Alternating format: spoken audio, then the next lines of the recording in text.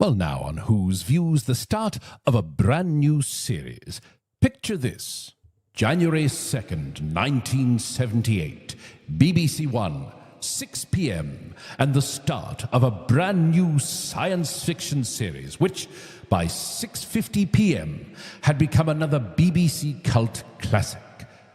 Blake 7 had arrived.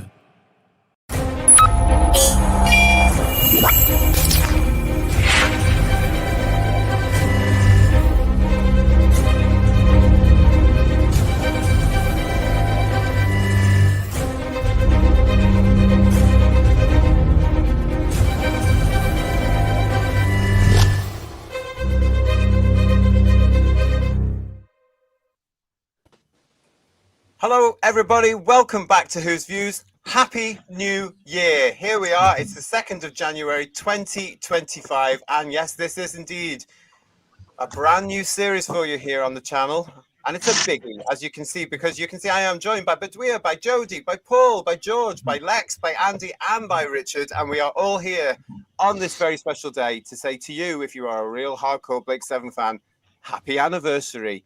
47 years ago, this very night, everybody, Blake 7 arrived on the BBC. 47.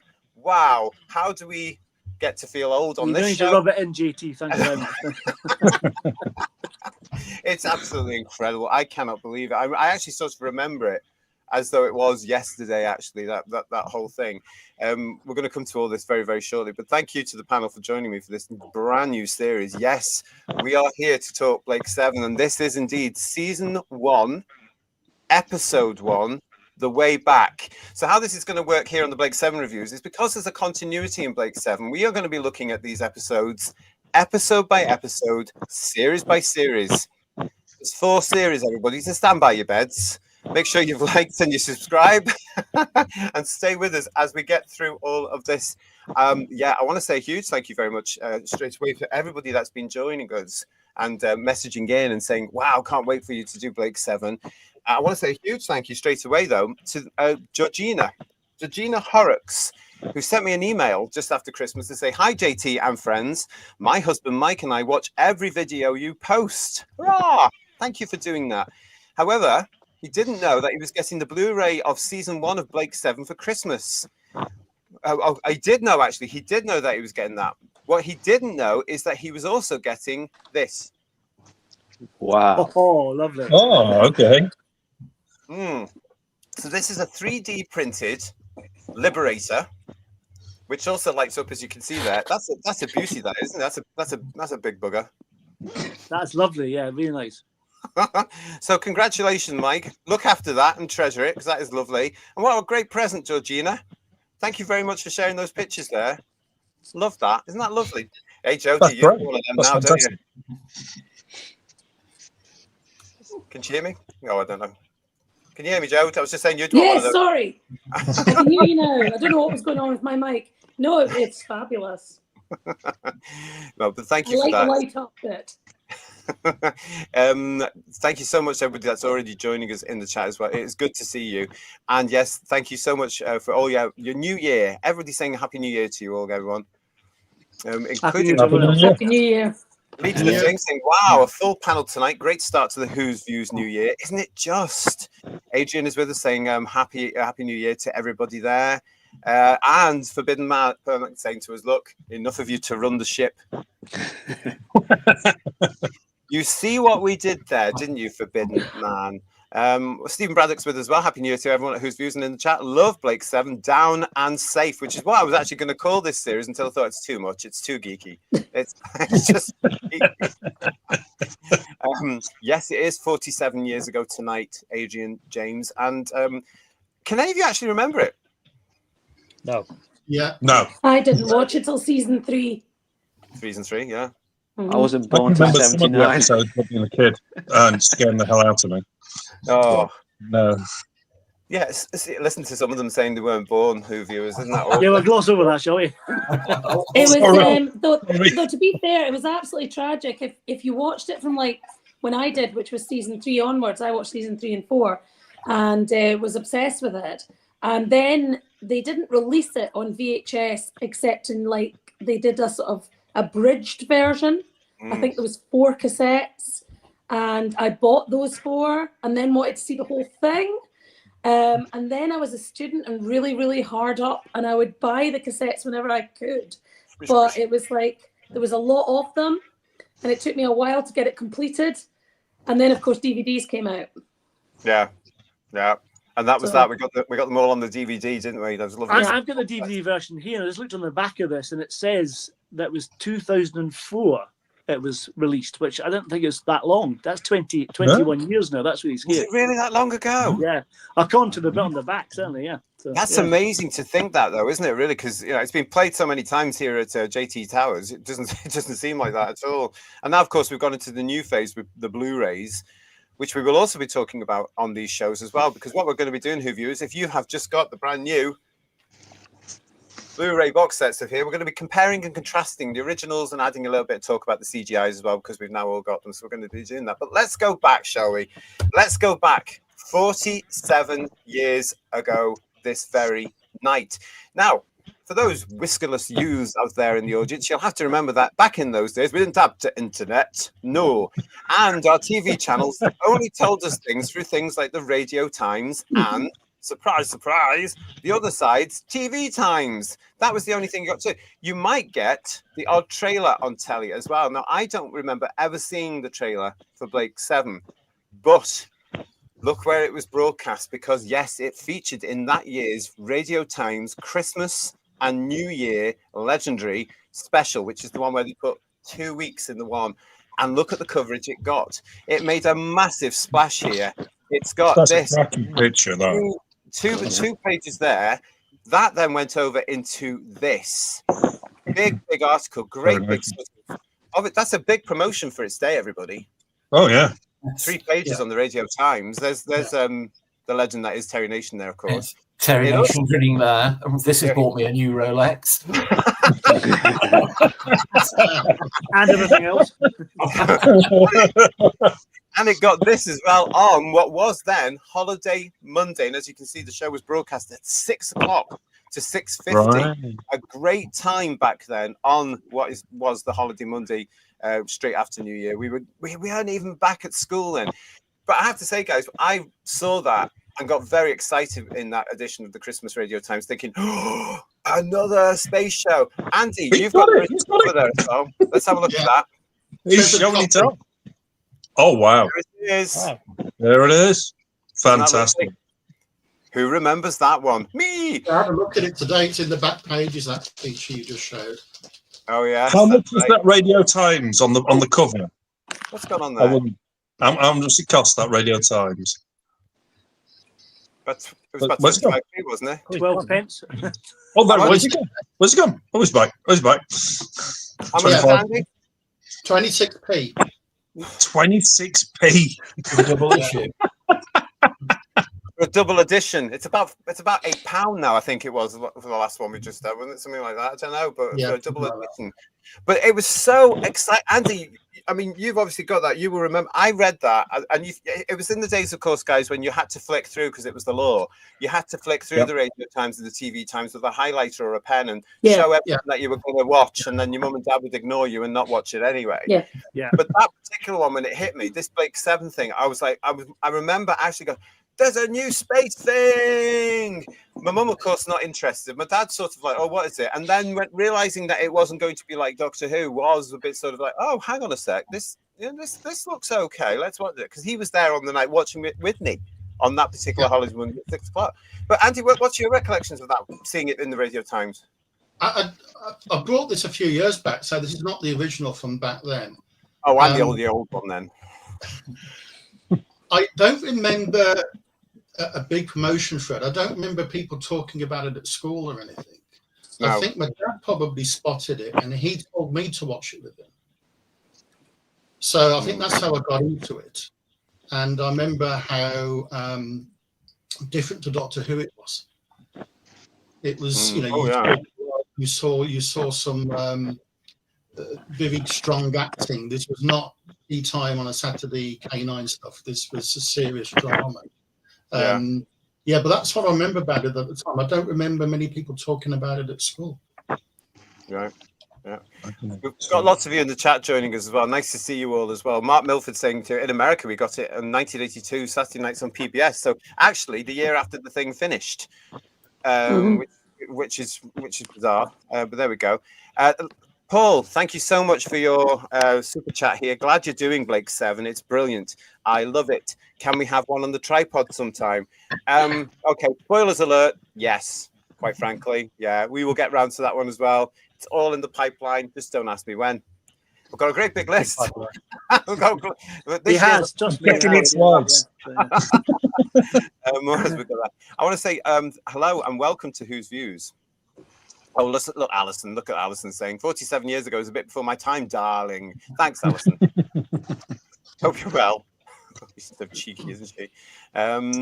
Oh, and Stephen Braddock saying to us here, I saw The Way Back for the first time and was stunned by how dark a drama it was. We're going to be talking about that in just a minute. I want to say a huge thank you and hello and welcome to Whose Views to Ryan Conway 602 who's with it, who's saying to us, I'm loving this. Good. Let's hope you take. Well, if you are new to the channel, please like and subscribe to the channel. It's great to see you. Make sure you ring that bell so you get more news about when we're going to be doing more Blake 7 content, because this is a year where there's going to be a little bit more coming from Blake 7. I can assure you. And Paul Richards saying to us, Blake 7 is one of the best science fiction shows. Right, so let's get to it. Thanks, George. Let's get into this now. So we've done the bit where we've done the publicity from Radio Times from all those years ago, 47 years. We've had the video of this, we had the DVD of this, and now we've had the Blu-ray. So it hasn't been as milked as much as Spearhead from Space in Doctor Who, for example. No. But wow, I have to say, what an opener for a series. This is bloody good BBC drama of its day, in my opinion. It's like Play for Today, isn't it? It's really got a real, as I think Andy was saying, it's really got a real adult feel to it, and it's a proper drama. And the actors are really acting, and Gareth Thomas is superb in this. He really is, you know. Oh yeah. I mean, I feel like I'm a bit like the odd one out here because I've not watched Blake 7 since way back when it originally went out. Wow. And I watched The Way Back for the first time in God knows how long this morning. And the first thing that struck me was how dark it was. I was just amazed, and the Radio Times confirmed it went out at 6 o'clock in the evening, you know, with elements of child abuse in it, that sort of thing. Yeah. It was just really. And as you said, Paul, it struck me more as a drama piece than a science fiction piece, the opening episode. Yeah. There was some science fiction tropes and trappings in it, but it was very much a drama piece rather than phrases to stun type thing, which is what I kind of remember Blake 7 being. Oh, really? Yeah. Well, I suppose it does get there. Not necessarily in this season. Yeah. I mean, really? I must admit, I used to watch Blake 7 when it was retransmitted to play Spot the Doctor Who prop, costume, sound effect, actor. Well, it's funny you say that, George. I did the same thing watching it again now. I think on the voiceover at the start, I think Suzanne Churchman's the voiceover of the Tannoy for a start, which is quite scary. Yes. Well, yeah, when I watched it this morning, I went, oh, yeah, that couch was in the Robots of Death. Oh, he was in the Aztecs. This isn't anything that we can. It's not unfair and unkind to say it, because this is, of course, The Way Back, episode 1, series 1 of Blake 7, written by Terry Nation. The series created by Terry Nation. It was directed by Michael E. Bryant, script edited by Chris Butcher, and the producer is David Maloney. So, they're all there. But I love the fact that, that there was that continuity at how the BBC used to work. It was very much, this is episode 1. I mean, we're all talking about how it's dark and how we're quite surprised about it. But I still can look at this and say that is excellent way to launch a show. It's excellent BBC television drama of its day. It stands up today beautifully, I think. And as you're saying, Paul, you've got Carrot and everybody there. The acting is top notch. This is really good, solid stuff. This is them thinking, right, this is a big show. That's, of course, what they were saying to all the staff that were on the show. Wasn't it? This is a big BBC drama with no money, basically. Yeah. I mean, I have to say, watching it this morning, the big impression I came away with was how well it stands up. I mean, the vision of the future was very much a late 1970s on a budget vision of the future, but that's no bad thing. I always think any science fiction should be of its time. But yeah, the fact that I watched and I thought, do you know what? I could quite happily sit down and watch the next run of episodes after all this time. I think it speaks for itself. Speaks on how well made it was. Yeah. I mean, I was watching it on broadcast 47 years ago, 7 years old. Thankfully, because I was protected by a loving family, a lot of the themes in this didn't get to me. They went over my head. So I do remember a feeling of boredom and confusion at one point as well. But the message still got through to me. Like he's not liked by these people. They're out to get him. They're out to really discredit him. That came through very well. But it's things that when the meeting is attacked. And yeah, let's just say now you're gonna have spoilers in these reviews. If you haven't seen it now, it's 47 years old. Come on, come on, catch up. Yes. Yeah. But when the Federation troops arrive and they shake Rog Blake's world, don't they? Really, because this is where you can actually see it in how Gareth plays. That there's a change in him. When we first meet him, he's quite, quite like, what's going on? He's softly spoken. There's that lovely scene where he suddenly becomes harder in that voice. And that's the Blake he was and what we're going to know. That's sort of it's amazing performance. I love it. It was actually remarkable to see so many extras in a production from way back then. I mean, it's unusual for a production today to have that many actual extras in costume. But to have, there weren't enough easily. Yeah. I mean, we're talking about I'm talking about from my point of view, remembering what I saw through about Blake 7 on the night as a 7-year-old. There must have been something that captured me because I was there the following week. And I just wonder if you guys that have come to this later, Bedweir and everybody, when you've come to it later on, what captures you about this episode of The Way Back? It reminds me of THX 1138. Have you ever seen that film? Mm-hmm. And Logan's Run. It's got that vibe. Definitely Logan's Run. Yeah. And it's also got a sprinkling of 1984 in it as well. Mm-hmm. Yeah. It's like the government knows best, and you do as you're told, kind of thing. Don't question, do as you're told. It is very how the people are walking around, and they're just in a drug kind of state. And very that's an element of 1138 that Lex just mentioned. I do remember the press at the time after the first episode was broadcast reviewing it, drawing comparisons with Logan's Run, which at the time was a fairly recent film. I think that was 76 or 77. That's right, 76, yeah. But I do remember press reviews saying, it's very much in the style of Logan's Run. Oh, really? Yeah. That's interesting. Oh, maybe the first episode only. I don't know. We've got lots of comments coming through from everybody as well, so thank you so much. Mark Greaves saying, one of the first science fiction shows where you knew that the characters were not safe and could be killed off. Yeah, that hit very, very quickly, wasn't it? This was totally different to what I was used to, i.e. Doctor Who. And that whole scene, I just remember just as a 7-year-old just going, because I thought these were going to be the new heroes. I was waiting for the heroes to arrive. Who's going to be here? What's this 7? Although I'd seen the picture, where are they? We've also got from Legion of James here. It really did surprise me. I was not expecting the level or type of serious drama. It's entirely a genre to itself. It's amazing, really engaging, and I've bought all 4 seasons on DVD. Binged the whole lot. Wow! And now you're going to have to get them all again, I'm sure. Mark Milford is also saying, how about the Dudley Simpsons music? Yeah, another connection there. But yeah, superb. And just Jordan saying, I binge watched the whole thing for the first time a few months ago when the Blu-ray was announced. Paul Richard saying to us, it's fantastic, dark, mature science fiction. And again from Legion of James, not watched my Blu-ray yet. I wanted to finish my first run through of the 4 series. Can't believe it took me until 2024 to finally watch this show. So thanks to Who's Views, I now have. Well, that's good to know. So thank you. But this what makes me about watching this superb episode is this is something that it stands up today, but it wouldn't necessarily be made like this today, would it? Can you imagine? No. Well, I was talking about the darkness of this. That it's very, very dark, and the bits that really stand out for me, the bits of Blake being brainwashed, And that was filmed outside apparently, which is amazing. But it's so harrowing the way it's shot. It's brilliantly shot, but really nasty, isn't it? It really shows the brainwashing and the oppression they're all under. It's got great shots from Michael Bryant. You know. Yeah. I like the scenes with the character Foster.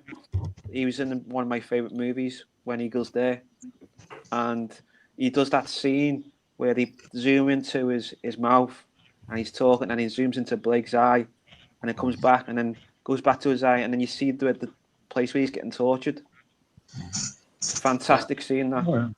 Yeah. That was another thing that surprised me watching this morning. The actor was Robert Beatty, who was a high-profile name, very well known. And how I can imagine, the audience watching that back in January 1978, going, "Oh, that's what's his face was in When Eagles Dare and lots of other things." And big names launch it, and 10 minutes in, he gets killed off. Yeah. Saving the money. Yeah. I wanted to pick up the first time round, but on reviewing it in the 90s on UK Gold, I knew who he was by that point, and I thought the same. George, 10 minutes, and I thought this was going to be a recurring character, but it wasn't. But they cast it really well. They put really good actors in all the minor roles in this episode, and Robert James is well worth his money as the main villains. The scenes with him hold it together from the Federation point of view. They make it credible. That's the thing with this particular story. We get Servalan and Travis later on, but this introductory story grounds the Federation in credibility. You believe in what's going on, therefore you kind of get behind Blake's character and the rest of them. Yeah. It is it really is a standout one, because there's something for me about this whole episode that struck me when I'm 7 as well, about the impact of this and the fact it is a drama. This was totally different to Doctor Who, and this must have been something as well that the audience would have been surprised about. It's 6 o'clock on the holiday Monday back all those years ago. It's 47 years ago tonight. You've got this, as you're all mentioning, you've got this big cast of people here as well, none of whom are really making this. You've got people being bumped off left, right, and centre. You've got this entrapment going on. You've got this political game going on. You start to realise Blake of the Blake 7 title. This is a different sort of era. I mean, it's just, for me, it just strikes that, oh goodness me, it's just so powerful the way they've put it together, the way that Terry has written this. It's so different. Well, I think all credit to Terry Nation, because it's a very un-Terry Nation script. There's no, well, apart from some of the names, George. Possibly. But I mean that there's no space plague, there's no invisible aliens, there's no jungle planet, or the Terry Nation bingo card just doesn't come into play at all in this. And I think that's all credit to him. Well, you have to does anyone know this? Was the original episode was broadcast on this holiday Monday at 6 o'clock? Was it shifted to later because it was quite adult? Was it on at that particular time all the time for the first season? It was around about 6:30 to 7 o'clock. Yeah, right. For the rest of the series, but it was on at 6 because it was the holiday Monday. Yeah, but it worked for them. It really did work for them, because it got 7.4 million in the ratings. Wow. 7.4. Wow. Yeah, which is very, very good, especially for a bank holiday Monday. At that time, 7.4 million people. Now, bearing in mind that this was a brand new thing. It didn't get all the hype it would do, things get today. It didn't have the advantage of the internet, all that sort of stuff. I think that's pretty good. That is people sitting down on a bank holiday Monday, when people would have had the day off back then as well, practically in all sectors. They would have had the day off and sitting down to try this. That's pretty good, I think. Well done to them. And also 6 p.m. is historically dinner time for most people. Yeah. Thank you so much, everybody, for joining us. Mudcrab is saying a living ship. Yeah, that's one thing here as well. They kept the surprises coming, because the Liberator, of course, famously, is not in this episode at all. We've got to wait until our interview to talk about all that. Fabulous. And hello to Chris Chatfield. Nice to see you. Is this the season where Gang gets killed by the comedy gold polystyrene rocks at the end? Well, no. Thanks for Not anymore. spoiling things even more. Spoiled season 2 now.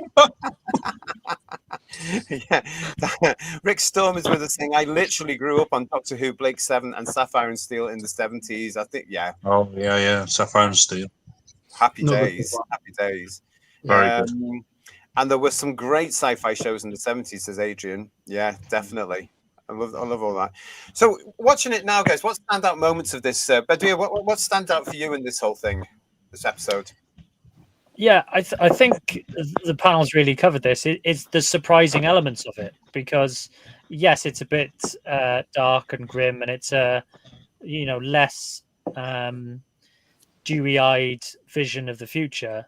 But it's when people start getting killed off, and you think, "Oh, I wasn't expecting that," because these, resistors or whatever, are peaceful and they get gunned down quite graphically, and there's long shots of just all these dead bodies everywhere, and it's okay, this is quite dark. And then you go on to the stuff that Blake is charged with, and it's like, okay, this is quite grim. And yeah, it's really mature, not in the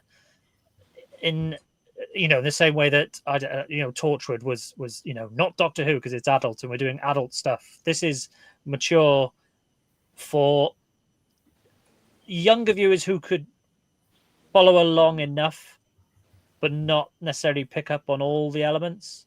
And then so you entertained enough by what's going on. You've got an engaging central character, and you're trying to work out what's going on as well as him.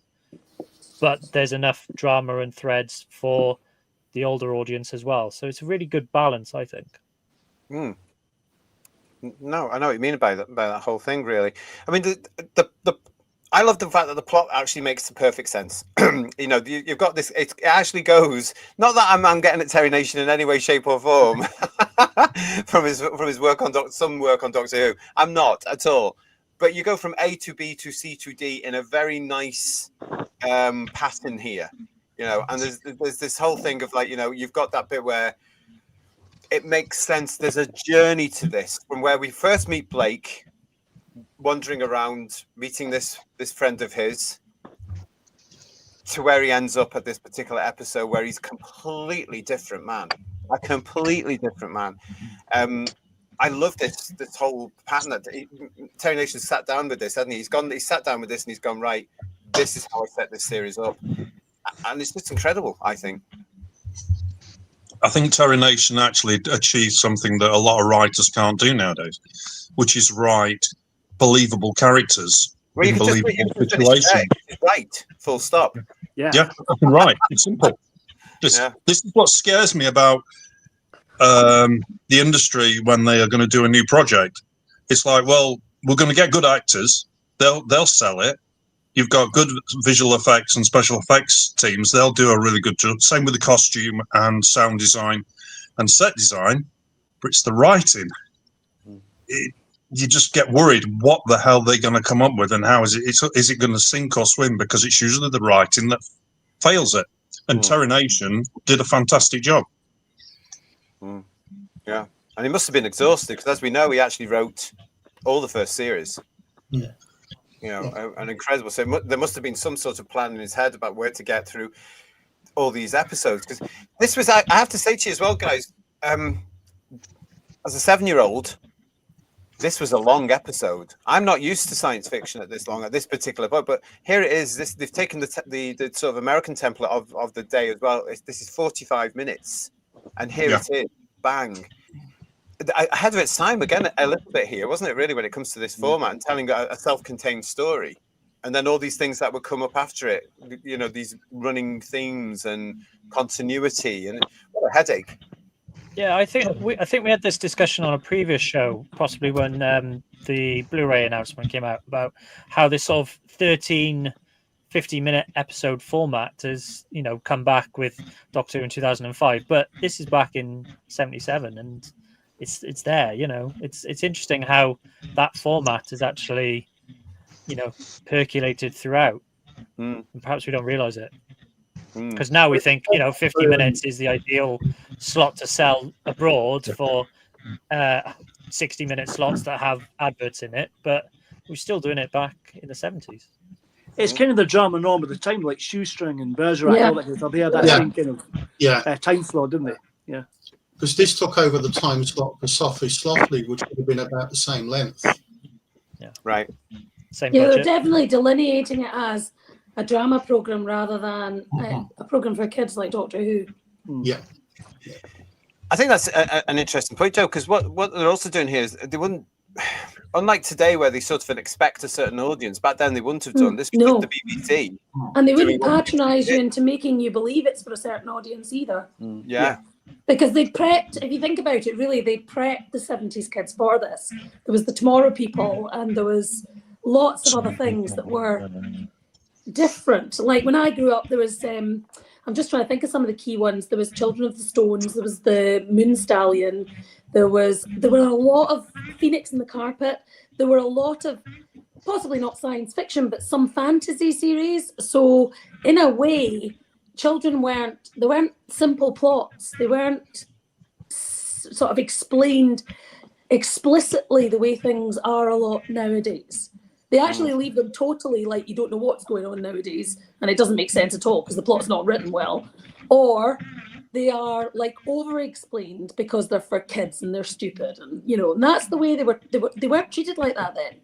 No. Yeah. No, it's true. It's absolutely true, isn't it? And it's proof of the pudding is me, who was watching this and getting something out of this, and yet not fully understanding it, and getting quite bored at a certain element because it is very dialogue heavy, and it has to be. That's the beauty about getting old as well, because you can appreciate the story. I watched it again last night for this. But there was always adult content, if you think about it, in 70s and 80s shows that kids watched. There was always adult content. Yeah, of course. I mean, I know there was the 9 o'clock watershed. Yes, there was. But there was still always adult content, which is why Mary Whitehouse used to get her knickers in a twist. We need her back these days, though, I think. She'll be spinning in the She'd grave. get upset about different things, though. She would. I think sometimes we need somebody like yourself there as well. Honestly, I do. I mean, one of the plot lines I want to talk about as well, because it's a plot line that I find... I think it's brilliant. Actually, it's the two investigators for the court. Yeah, I love these two, and I love that whole plot line there, because at one point you actually think they're going to win and they're going to get Blake off. Yeah, and it's just one great big lie. It's a great big red herring for the viewer, isn't it? I mean, it's just a big setup of being able to go, this show isn't going to be able to be predictable. Oh look what we've just done, and look, he's going to prison now. Yaboo you! It's that bit when they go to the records. And they speak to the guy at records, and they bribe him with a ring, some jewelry, and then they go away, and he reports them. It's brilliantly done. It's just you think he's on their side, and he's not. It's superb, Yeah. Yeah, it didn't help that we're discussing their planning for. True, that's very true. Yeah, but it's like an aside, isn't it? It's a kind of thing. Yeah, but it's just brilliant how they suddenly realise that the whole thing is a setup, and they've been drawn unwittingly into this thing, and yet he still carries on to say, no, this guy's innocent, we've got to prove it. It's the bit where he's outside the office and he hears the sort of phone call, if you like, where he's, we could have a problem here. But the bit that's really good as well is by making him realise Blake's innocent and putting it all together, is it also brings you into the fact that not all the people that work for the Federation really have any idea what's going on in the background. That makes it even more scary and dangerous and, unspeakable what they do in the end. Because the actual people that work for them think they are more benevolent than they are. Yeah. I like the bit with Tell's boss when he's talking to him, to Tell. And then he says the tunnels, and he goes, "I didn't mention about the tunnels." That's the bit. That's fantastic. That bit. Yeah. Again, it's great writing, isn't it? And it's good, a good delivery from the actor who's picked up on the fact that, hang on a minute, there was a bit of a stumble there. I just think that whole plot there, or that whole sideline in the thing. I just think it's absolutely brilliant, because for a little while, these two characters who we never see ever again or hear of ever again become the heroes. In a sense, you are really rooting for them, because Blake's stuck in his prison cell. Nice set, by the way. And it's a real case of like they're going to get there. They're going to get there. They're going to get. Oh, real red It's herring. when they speed up the departure as well, so that's quite tense, isn't it? When they Yes, and they want to get rid of them as quick as they can, so they speed everything up, which is brilliant. There was one point when I was watching this a few years back on DVD. I knew what was going to happen because I remembered the repeats from the 90s. But it was so well done. Half of you thinks they are going to get me out. You know, it's going to be okay for him, even though you know it doesn't work out that way, because it's so convincing to watch. Yeah. Well, it's compelling. And again, it's why I've said this to Jodie many times. I think this is a stunning piece of British television. It's a great way to launch Blake Seven as an entire series, but it's classy, solid BBC British drama. And I love it for the fact that it's so strong as an episode that kicks off these 4 years. I don't think Blake Seven personally, and we'll get to this as we start reviewing them, I don't think it's this confident ever again. For me, this is it really saying, right, here we are, bang. I think the really good thing about this as an opening episode for a new series is it doesn't put all of its cards on the table in the first episode. It sort of gives you a trail of birdseed to follow to make you come back and see what happens next. I mean, it's easy to say with hindsight, but when the end credits were rolling and I watched this one, I thought, hang on, only 3 of the main cast were in this episode. Exactly. Apart from the opening titles, the Liberator wasn't there. No Jacqueline Pierce. And that's the beauty of this, isn't it? Because but I wasn't. It's brilliant. But even though I knew all that stuff existed, I wasn't thinking that as I was watching the episode. No, because I was involved in the drama of it. Yeah. But I like the drawing of his characters. The characters were so well drawn, and that's probably what sucked me into Blake Seven more than anything, more even than the sci-fi element, was how well each of the 7, if you like, were portrayed. And I know Villa changes slightly from episode 1. I know that, but I still love the way the characters are drawn. Let's talk about that bit where Blake meets these then, because I still can't quite get over how Villa changes, and we'll be looking at all this. But here he's quite cheeky thiefy, isn't he? Yeah, and a little bit menacing. Yes, and he sort of turns in later on as the series go by. Not in this series, but he does become that sort of cuddly, sort of alcoholic, scared character. He's not here. I just think, hang on a minute, the other way. Yeah, he has a bit of steel to him. Yeah, he really does, and the way he's played as well. He's got that glint in his eye, Villa. It's weird, isn't it? Really, where they start and what have you. But it's interesting that. I mean, that whole scene there. I remember again back seeing that and thinking, oh, there's this guy here. Oh, and here's this woman. But I still wasn't getting, as you were saying there, George. I still wasn't getting this whole. Where are the others then? Something's going on here. Dougie Stewart is saying to us here, Jenna was a great character. In this episode, she's a really character. In this one, you can see what attracted Sally to this role in this episode, because she's bloody good in this one. She's also sort of good in the ones that come after, but in this one, this is her starring moment, I thought. Is that fair enough, guys, or not? Yeah, I think so. Yeah. I like the opening scene where it's like they do a joke with Blake. That's the only time there's a bit of humor. Have you got the time? See, I think that's what actually lifts Blake Seven in later episodes. Maybe you now disagree a bit here, but I do think the humor is uniquely British, and other places have tried to emulate it, but we do dark and humor really well when we write it well. We don't always get it right now, but we did do that so well at one time. Yeah, I totally agree. I think A1's a big part of that. Oh, definitely. Oh, yeah. He's not in this one, so it's dark. And he's not in this one, no. It's amazing, isn't it, to think he's not there. It does. We'll come to that when we start looking at episode 2, but it does change when he arrives slightly, I think. But with this one, it's the lack of humor in this one. When you look at it as a whole, since we're on that subject here, there isn't really any, because it's so intense about what Blake's being put through, what they're trying to accuse him of. They are desperate to get him and get him off world, because he's this sort of cult figure, isn't he? And he doesn't actually know it at this point. No. This is something that they set up, which actually stays through the show through 4, and I'm going to say it, 4 years. Blake is that leader. I think it's interesting that the tone, you know, as we've said, is quite dark, but it's grim.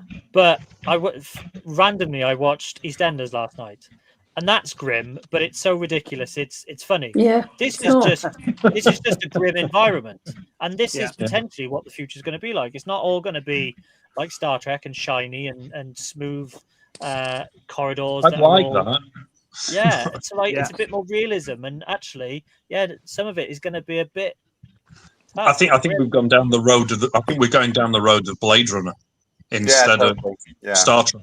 It'd be nice to have this utopia Star Trek world, but I just think we're going down Alien. We're going down Ridley Scott's world, basically. Yeah. And you get those two comparisons. So you get the sort of court scene with the Arbiter, you know.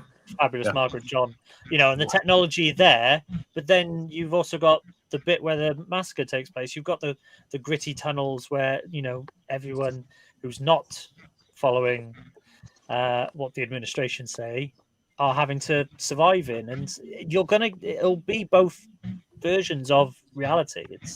It's really cleverly put together. Do you think, this is a question for you, when you look at the actual society that Blake lives in, would you say that there was a hierarchy of people who were actually given these drugs to make them docile, and then the higher ups were taking very little and little to the top? They're not on no drugs at all, and they're in totally control. Because when you look at the solicitor who takes on Blake's case, he's thinking outside the box a lot of the time. Now, if it was all drugged up, then he would just not even. He would look at Blake and go, "You're guilty, and I'm not questioning it. You're going to be going down for X amount of years for doing what you've done," and that's the end of it. But he's there constantly going, "Hang on a second, this is not quite right." Now, I thought, "Hang on, he's not on them these mind-changing drugs. There must be a hierarchy here." Yeah. Well, I've always thought something along those lines. I've always thought about the fact that the class system remains in their society. It's just slightly more evolved. So you've got, you know, I don't know, they decide who is fit for purpose and who isn't. And it's strange, isn't it, really? Because we could be going that way in our society in real life. Who knows? It's frightening to think, because as some people have said in the chat tonight, there's a lot of parallels to what goes on in Blake 7 episode 1 here to what's happening in modern day the world today. You know, and it's very obvious that there is no democracy on Earth at this point where Blake is. That's completely gone. You know, I mean, they are being controlled by one big Federation elite. It makes you think, doesn't it, really? And that's what science fiction should do. Good science fiction should make you think, make you a little bit worried, a little bit happy, whatever it's going to be. But this one, the way back for me, makes me worried. When you look at something like that, you think, hang on a minute. The fact that everything's rigged, you've got no chance at all. There's no justice. Even the court scene, Bedweer, that you mentioned, fascinating scene. Why is he bothered turning up, for example? Yeah. I think there was another element where they talk about the witnesses, and you know they are, you know, giving their testimony, which is all being passed on lie detector, because there's this technology where they can implant these fake memories. That's scary, isn't it? Yeah. That's really terrifying. Yeah. You know, and they're completely real to those people. But it was outlawed, you know, by the medical community. Like, I'm sure it was. Yeah. You know, But it only takes a few. Yeah, they'll control it when they want it, Bedweer. Yeah. When it's useful to them. Yeah. Mark is saying to us here, it had an unpredictable plot twist and a willingness to take bold storytelling risks. Well, certainly this had several, I think, in the way back. Several of this. A great way to set up the show, I think. I really am. I really do love this episode. If the thing had fallen down, I think as you mentioned earlier, Paul, if the thing had fallen down and the following episode didn't come back for whatever reason, what a way. What a way to go with that one. Fantastic. I think visually something else that stood out for me was the Federation Guard are scary as well. They look amazing and really threatening. And unlike the Empire, they can hit people, which is quite good. So. Well, bearing in mind when this was made as well, Andy, because this is 1977 for 78.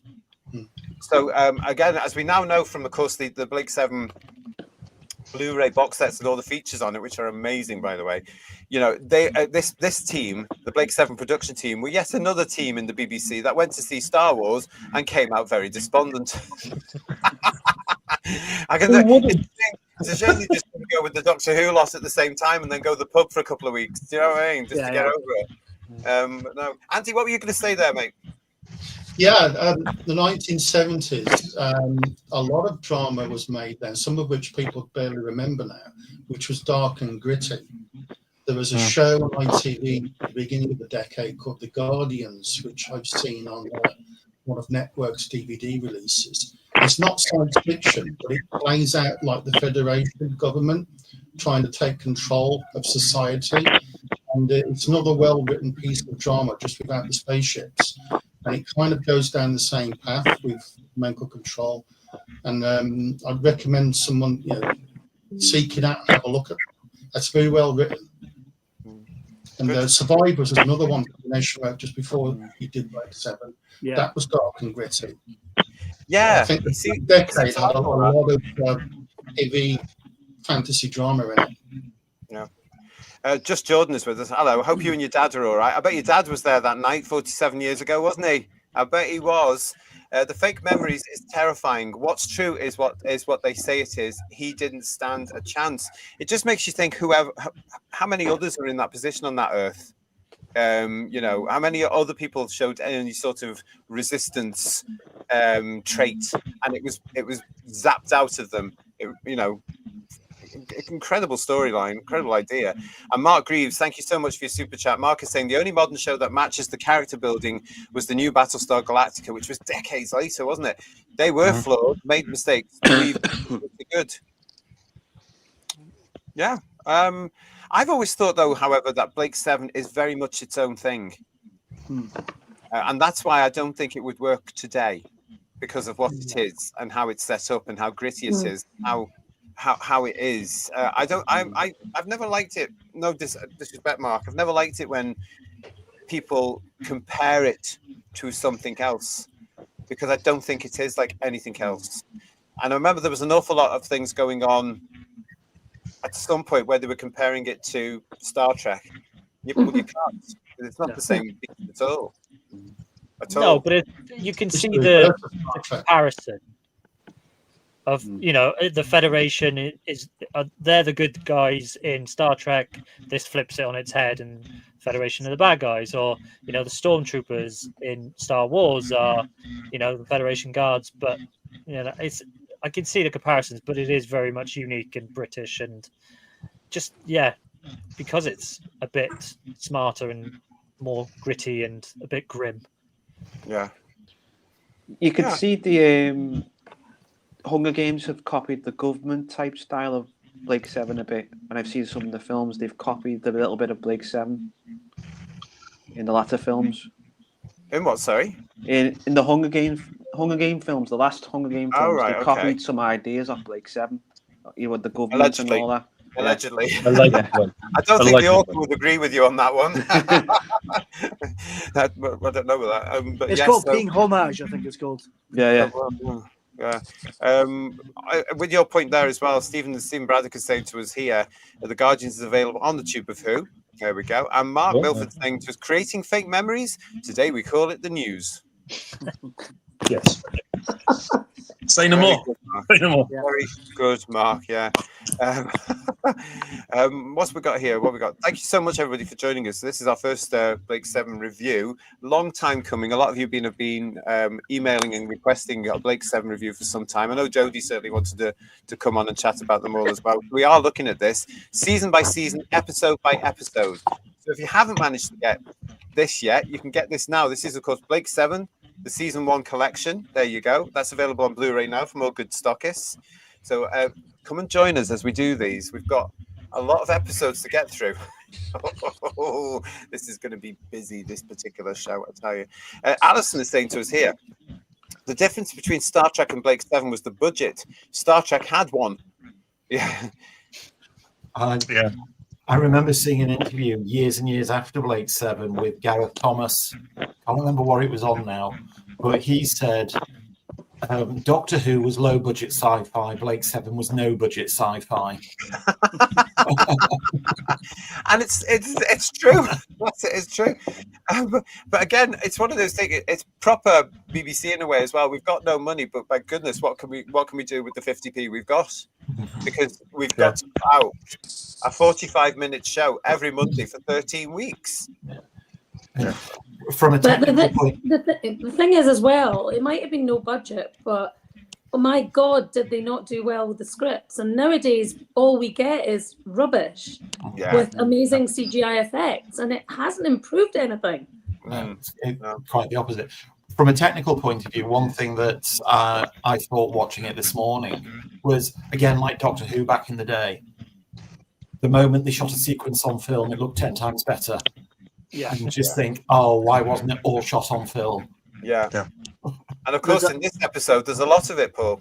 Yeah. There's a lovely shot when they come out of the Citadel and they go into the stream, and you see that lovely shot of which is in the titles of the dome. That's really well done. Such a good effect. Yeah. Was that glass, do you think? Is that a glass shot? I think it might be. It is a glass shot. It is a glass shot. It was the miniature was photographed, and then it was put on a glass and set up so that they run underneath to give the image that it's there. Yeah. It's amazing what you can do with the thing I'm going to say is, when you've got lots of money to work on a project, then it's like, oh, that doesn't work. Oh, it doesn't matter. And that doesn't work. Oh, that doesn't matter. But when you've got that much money to play with, you think of some real weird and bizarre ways of doing something. And you use what you've got, the tools in the box, and you go, well, we could do that and do that and do that. Will that work? Let's try it. Yeah. And it's some amazing stuff that's done. You go, how the hell have you done that? I mean, there's some, I know it's a different show, but like say in Space 1999, some of the shots that they pulled off, which were like glass shots or photographs, and then they ain't got enough eagles, so they put photographs to represent the eagles, but shoot it in such a way that they actually look like they're there. It's great stuff. It's great stuff. Brings out the more imaginative way of shooting something, I think, when you're on a lower budget. Yeah. And the other wonderful thing about this particular episode is night shooting. Yes. Yeah. And by God, it's good. I mean, that's why I think the shot of the dome works as well, because it blurs the edges. Yes. Yeah. Oh, but don't you miss the way they do it today? When they night shoot and you can't see anything. Oh, correct. I know, what is that about? Here it's beautifully lit, isn't it? It's film good. It looks fantastic, and also it's atmospheric. I remember that again 47 years ago this very night. I remember it being very cold. It was very dark, and suddenly it's reflected in what's coming on this show from Blake 7. It was just that little bit of spookiness here. What's going on? Where they're going? What's happening? I love that. I just think it's beautifully done. Really good. This is quite interesting. Graham, Jeremy Wilkin, who is the baddie in this and was, of course, Kelman in Revenge of the Cybermen, was the leading man in a Fab 60s sci-fi black and white show called Undermined. Well worth your time, folks. Well, thanks for that, Graham. Yeah. Jeremy Wilkin, I wanted to mention him as well. Did he ever play a goodie? Is he not in UFOs a goodie? I can't remember if he's in that. I don't know. But this character in here... He's Space 99 one, he's a good guy. I don't remember him in that at all. But here he is. He probably got killed. Yeah. Here he is though in this one, doing what he does.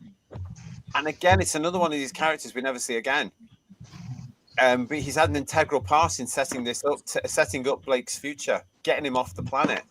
And he's relishing every single minute. Jeremy Wilkin is just amazing, I think, in getting this down pat. Even as a kid, you're looking at, I don't like you. You're not nice. You know? Yeah, he's worth the money. He is worth the money, isn't he? He really is. I'm walking with a limp as well. I thought he was putting that. I thought he was putting that on for like the kind of character that he's playing, and then when he's not actually playing that character, then suddenly, the limp's gone. Yeah. And then, yeah. But no, great actor. Let's have a look at that. I mean, come on. We are here to review this as well. Were there any standout elements for you all, or any any bits now that have stayed with you from the moment you first watched it? The actor who played Tell, he went into bigger things, didn't he? After Blake 7, he went on to do 2 episodes of Airwolf and other things in America. Right. He had a big career after that, didn't he? So he had a standout performance in that. Sorry, no idea. No idea. The one who played the lawyer. Yeah, no. But when it comes to this episode, standout moments in this episode.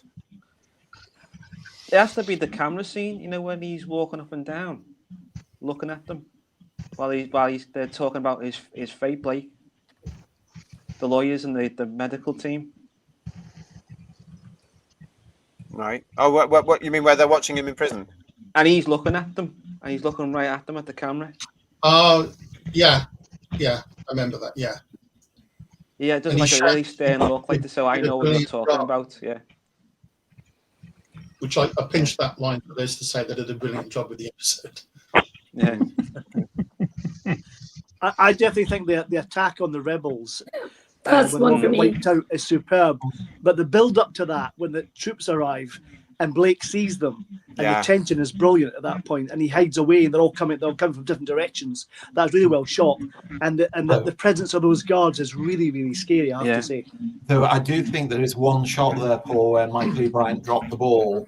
There's one camera shot in that sequence where Blake's starting to realise what happened in his past is not what he remembers to happen. And Gareth Thomas is emoting away, and he's selling it very well. And it cuts to, you then get a point of view from the back of somebody else's head while he's doing all this. Yeah, I noticed that was very weird, wasn't it? Yeah. And it's like, no, you shouldn't have used that shot. You should have reset that and changed the POV on the camera on that one. That was just the wrong shot to put in. Mm-hmm. Looking at that scene, he looked like he was having like a sort of anxiety attack, remembering all his memories, and he went to hide it, didn't he? Back to him. Yeah, getting flashbacks, kind of thing. Yeah. I mean, I think that the scene for me is when he's in the cell, and he doesn't know what's real, what's fake, because they've wiped his memory, then put fake memories, then wiped that, then done this, then messed around with his head, and he's just in the corner, just pulling his hair out, can't work out what is real, what's not real, who is he, what has he really done, what is his past, what is his future, why do they want to get him killed, and all this kind of stuff. And it's really strong acting that. You'd never see that now. Yeah. No, it'd be very rare to get something like that. But I don't think they could do a character like Blake in this television climate we're in. I think this is very much of its day, which is again one of the reasons I wouldn't want ever to see this rebooted. I think emotional scene in it. Yeah. There's emotional scene in it where that fella, the resistance leader, speaks to Blake and says, "Your sister and your family are dead." Yeah. I only got a message from them a week ago or something. He says. Yeah. That's an incredible scene. I mean, it's AI before AI. Yeah. There are a lot of good scenes in this opening episode. It's difficult to pick the best. Mm-hmm. I mean, for me, I'm gonna. No, carry on, Bedweer. Okay, well, I'm just gonna nick what Paul's put, and it's that final line of that grit and determination of no, I'm coming back. And it's like, right, okay, I want to watch this now. It sets you up. So I'm engaged in the character, and I believe. And you're coming back as well, Bedweer. That's what he's saying to you. That's it. Yeah. That's really effective. Yeah. Got there before Arnie Schwarzenegger did. I'll be back. Yeah. What were we going to say, Jode? I was just going to say they made a lot of the characters kind of ambivalent in their loyalties. They didn't make them either truly good or truly bad. They made them with a lot of nuance, and you miss that a lot in shows nowadays where they feel they have to nail the colours to the mast right from the get-go. I mean, I think one of the really good devices they employed in this one was when they're all being massacred in the tunnels. Blake's there and he does absolutely nothing. Yeah. And I don't think you would have a ridiculous scene nowadays where he goes in blazing like a superhero and somehow manages to change things, or they just wouldn't use that device now, I don't think. No, I Not don't for think the hero of the series. No. Well, the hero of the series wouldn't be Blake. That wouldn't be allowed, and also it would be too much flash to get what they. I mean, the plot wouldn't be as in depth as this. This is a really intricate, clever plot, and as I said to you earlier, I think it drives you from A to B to C to D. Anything today, as we now know from watching a lot of television today, it goes from A to D to E to F to B to, it's all over the shop, isn't it? This is consistent. It really, really is. I like this is what Daniel is saying to us. Hello to Daniel Jankowski. Nice to see you, mate. Blake is presented as a broken man, so even the audience is not sure who to trust going forward. The show echoes the theme of the dystopia of the 1984 novel to world build quickly. Actually, the shots of Blake getting brainwashed, as I was watching, I was thinking, I wonder if that is a deliberate nod to the BBC Peter Cushing version of 1984, where he's in room 101, because the setup was very, very similar. I just wonder if Michael E. Bryan just put a little BBC in-joke in there. Who knows? But yeah, who knows? Possibly, absolutely. But I like what you were saying, Bedouin, as well about the ending and the "No, I'm coming back" bit. Again, as I was saying before, this is Blake, a completely different Blake to the one we're introduced to 45 minutes earlier. He's been on this this journey here. He's realised that he's part of this machine, which has been after him. It's got him again. He's become the victim of entrapment. Not nice entrapment either. Not that there is one, but it's very, very heavy on this as well. So it's a real case of I love that ending here, because yes, it does buy you into saying when he says, "No, I'm coming back," you want more. You really want more. There's the double meaning there, because he's also realised what he thought his past wasn't his past. Yes. So he's saying, "No, I'm coming back." Yeah. It's just and just expanding on that, and to develop Jodie's point about when the Federation troops are, arrive at the meeting, I at least watching it get that sense that he doesn't feel like he can do anything, especially at that point, because he's now questioning everything. He's got new information that he's not sure is real anymore, so he doesn't know how to act. Whereas probably later in the episode, he probably would have done something, and certainly as he goes through the series, he would try and stop it or warn them and all that sort of stuff. But it's that timing of it that is really crucial, because he's questioning and he doesn't know whose side. He mentions in some of the dialogue before that, it's like, oh, being down here is a Section 4 offence and all that sort of stuff. So he's still got that mindset. But then once you get to that final line, that Blake would absolutely have done something. But it's like the idea of, if you are in an organisation and something bad is going down in that organisation, we all know that to be a whistleblower is a horrendous thing, really. It ruins the person's life. There are very few whistleblowers come out of this and it's all lovely for them. So that's what he was looking at being. And you're right, he didn't know which way he would go, because he didn't know who at that point to trust. And that's a really clever theme, because we now see in the modern world, people are hesitant to speak up against the most horrendous things. But now it's gone almost the other way, and we now see the tipping edge, and it's quite a scary world. Yeah, I think. Very. And I think that's something that continues through series 1. That element of this is a different universe to what you were expecting. This isn't all nice and happy and gleeful and Star Trek-y or even Doctor Who. This is something different. It's also the fact he doesn't act at that point with any conviction, and that is the way a normal human being would possibly have responded to that situation. Whereas often, I think, in a lot of science fiction, they respond with conviction to things that they don't know enough about, and it's because the scriptwriter's written it that way. I just feel this was actually really thought out as to what somebody who is plunged into that situation would really do. Yeah. And I do like that aspect of Blake 7. I do like the fact that they're not always just gung-ho. They actually do take a step back, and sometimes some of them won't do the things they're asked to do.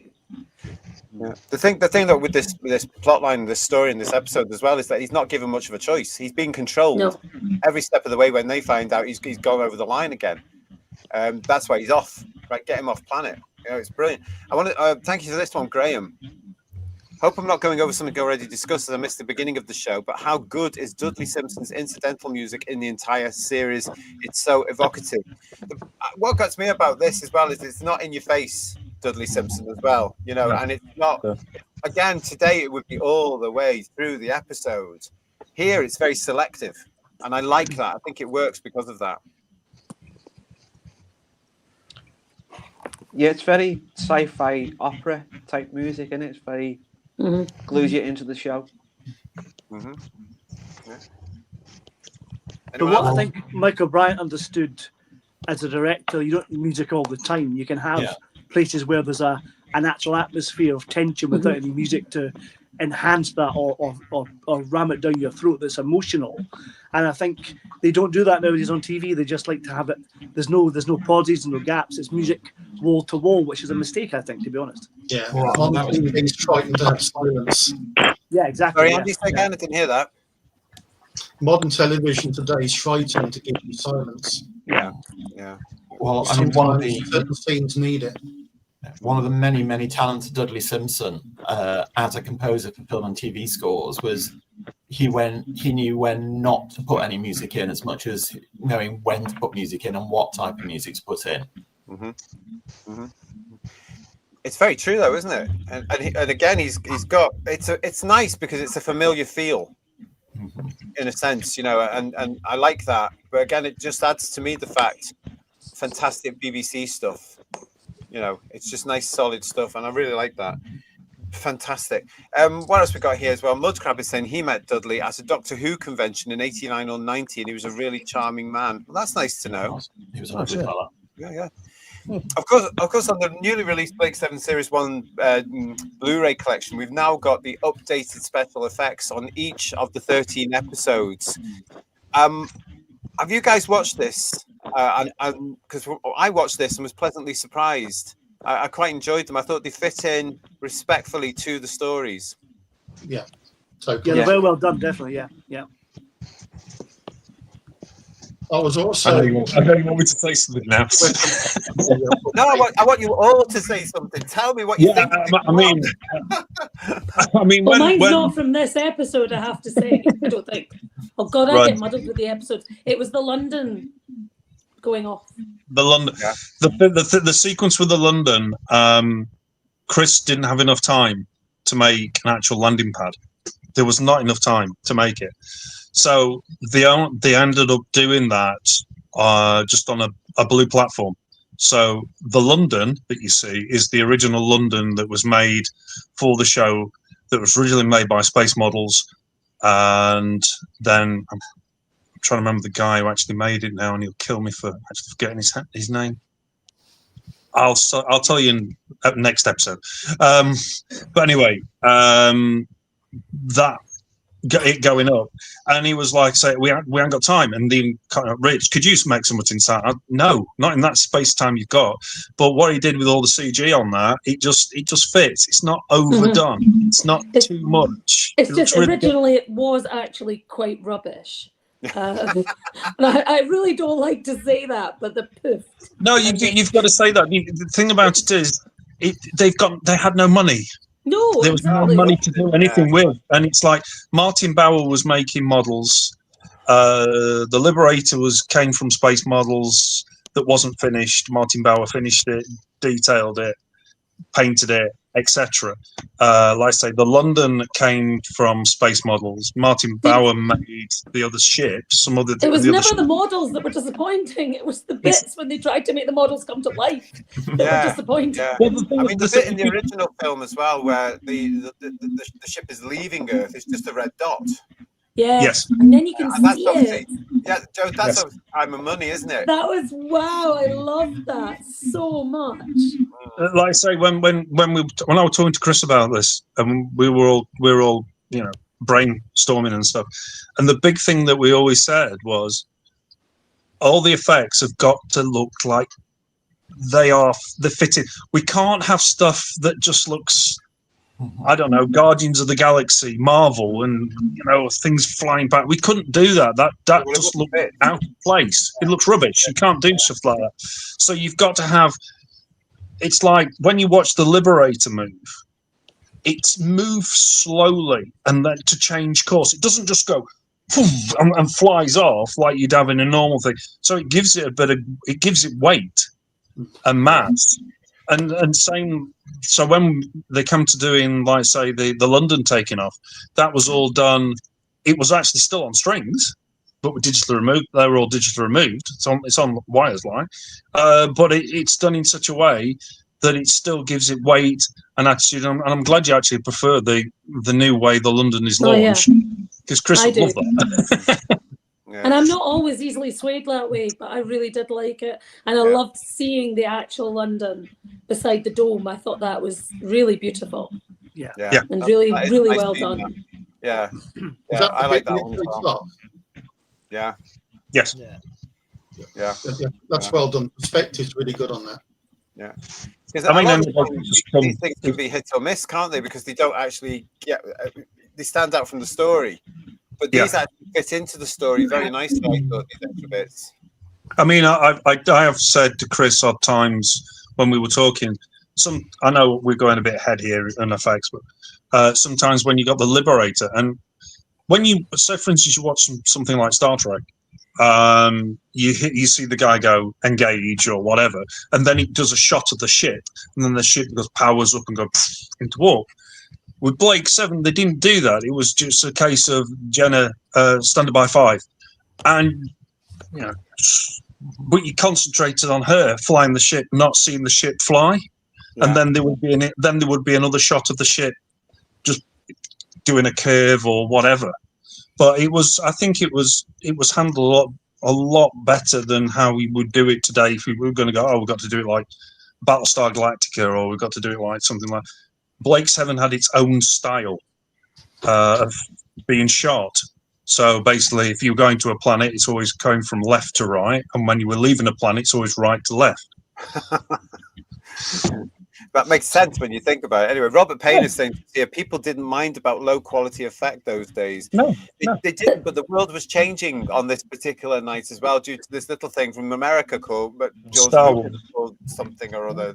But the other reason it's such a joy to watch it with the effects now is when we were watching it then, you saw it and then it was past, and people made a joke about it, but you couldn't see it again, so it didn't really matter so much.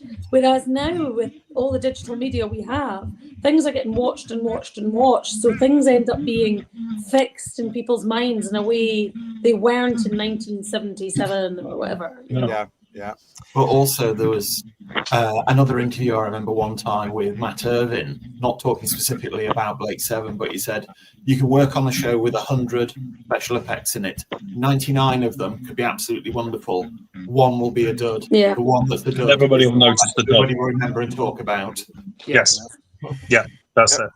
Well, certainly for me, this episode, as I've mentioned, is a stunning piece of drama, and it's a great way to start off this bit, because by this part, at 7 years old, I'm thinking, I don't know where this is going. I don't know what's happening, but I like this. And I wanted to see what was happening next with Blake. And just a really exciting episode. 47 years ago tonight, it made its debut on BBC One here. Crikey. If you're a regular here on Who's Views Reviews, you know that I will now ask the panel for their scores out of 10 for this particular episode. And we're going to carry on with that as part of these reviews.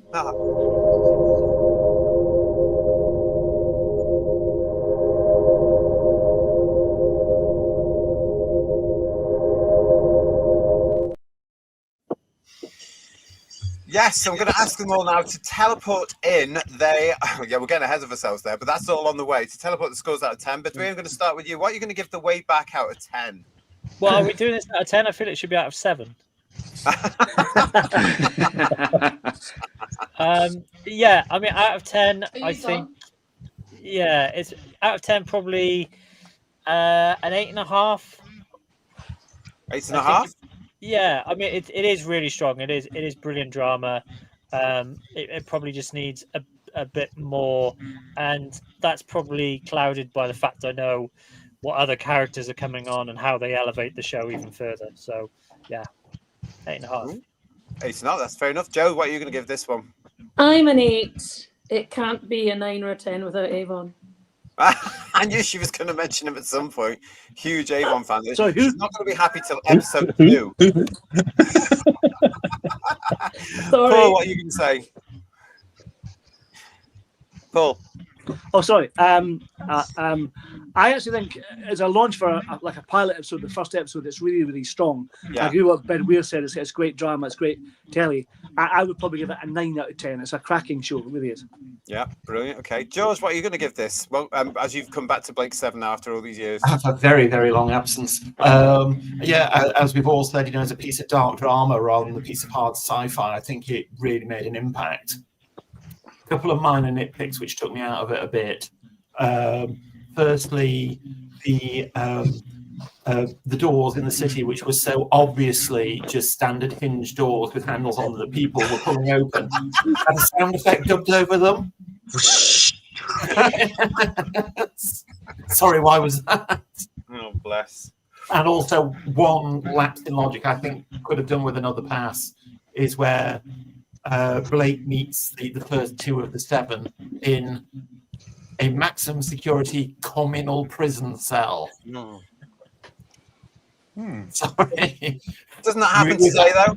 Isn't that happening right now? The sexes are equal. Leave it at that. Yeah. With absolutely no sort of restraints or guards in place. Just this large open plan room that everybody was milling around in as if it was an airport departure lounge. Or a TV studio. Yeah.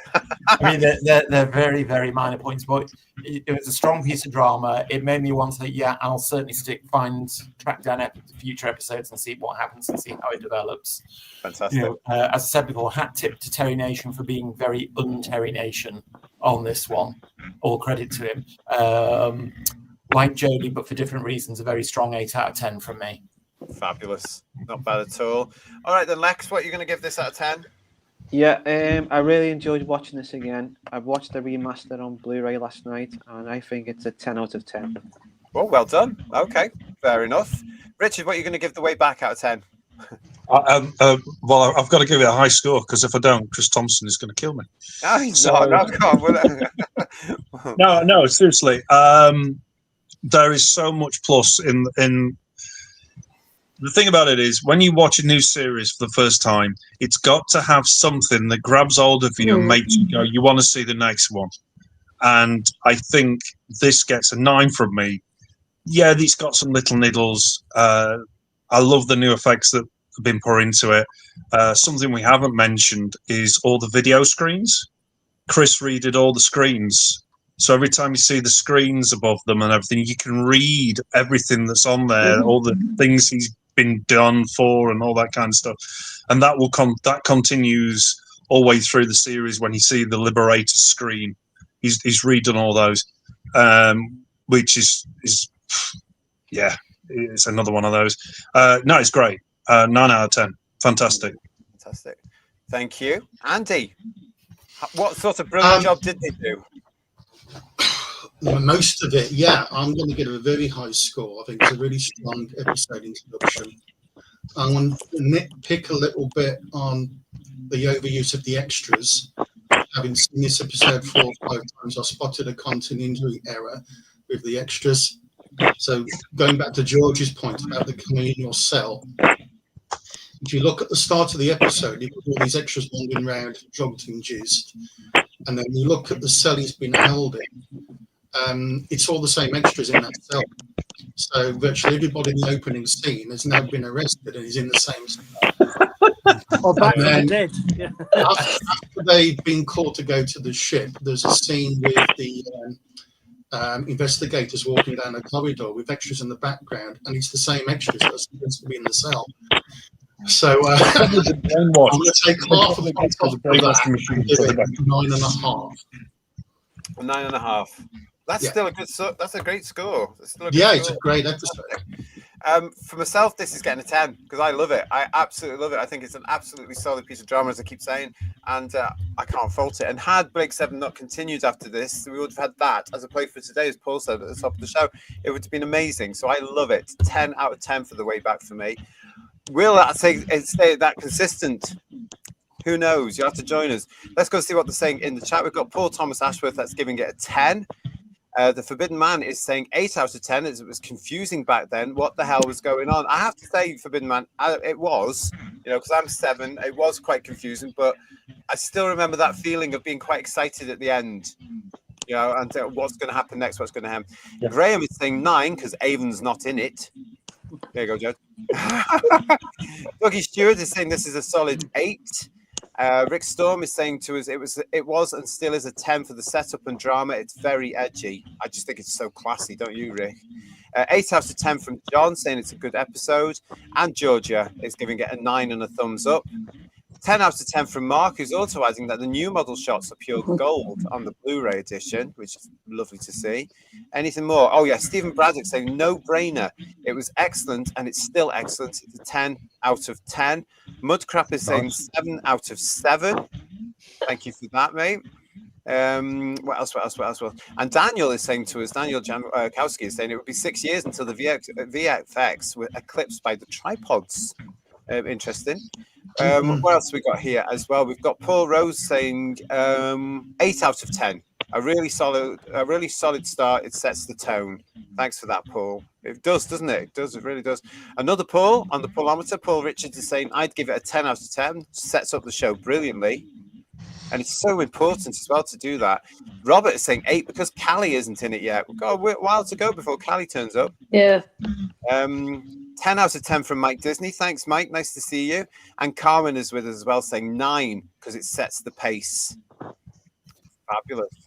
What else? Oh, Mark Reed will say a solid 9.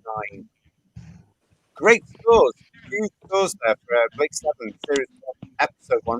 Rather can say to us, these are excellent scores for such an old TV show. 47 years old today. I know what it is. And if you are a Blake 7 fan and you found us, happy anniversary. Really, really is, because it doesn't get enough credit. We always hear about Doctor Who's whatever it's going to be, don't we? And Star Trek's whatever going to be, but we have to remember Blake 7 was there as well. So congratulations to them. We've got another one here for it as well. Thank you very much to Nathan Adler Inc. Information 10 out of 10. He's on the way as well, isn't he? Yes, the know-all. Yeah. He's on the way. Oh, listen, I want to say thank you to everybody that's joined us tonight for our first in our Blake 7 reviews. I want to say thank you to Bedweer, to Jodie, to Lex, to George, to Paul, to Andy, and to Richard. Thank you so much. Thank you. This has been the first one. Let us know what you think. Let us know if we should be adding some extra bits of stuff. Give us your comments on what you think as well. We are going to be coming back with episode 2, Spacefall, everybody. We'll let you know very soon when that's going to be. But thanks for joining us. I hope you have enjoyed it. Give us a like, give us a thumbs up. Please subscribe to the channel if you're new to us as well. And until we see you again, from myself and the panel, Happy New Year, everybody. There we go. Happy New Year. Happy New Year, everybody. Thanks very much. Thanks, everybody. Good night. Bye-bye, everyone. Bye-bye. Bye, everyone. Bye. Bye.